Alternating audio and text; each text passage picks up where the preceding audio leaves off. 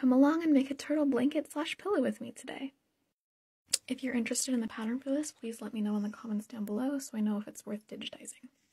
Okay, so after I created the pattern and drew it up, I cut out all the individual hexagons and rectangles and polygons and all that, and I traced them onto my 7 different pieces of fabric I was going to be using.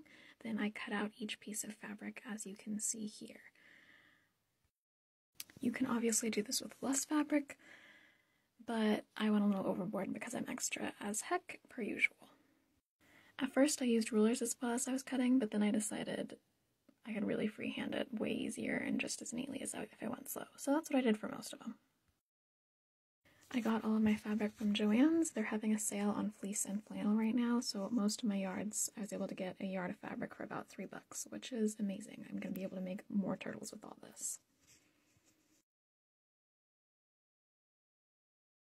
Next, I laid out all my pattern pieces again. I took a picture before I cut it up so I knew where everything would go, and I labeled each piece. I labeled the borders 1 through 10 and the hexagons as letters of the alphabet.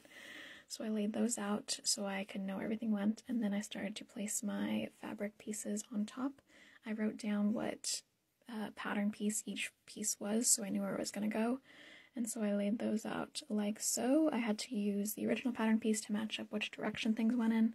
If I do digitize a pattern, I will be sure to add little dots at the top just to make things easier for myself, and in the future if I make another one of these.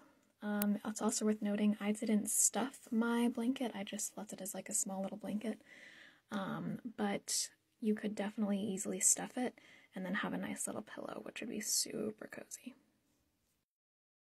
After I have all the pieces laid out, I started sewing the hexagons together. I started with the center hexagon and just worked my way out from the inside out, and then this is what it looked like after I had sewn that together. And then I sewed the borders together in 2 pieces. I sewed the right side and the left side, and then I sewed the borders onto the hexagon, and then I also sewed the feet together and the fins and the head. I had 2 pieces of fabric for each of those, so if you stuffed it, you could choose to either stuff those 2, or you could even have just the flat feet and just have the shell stuffed.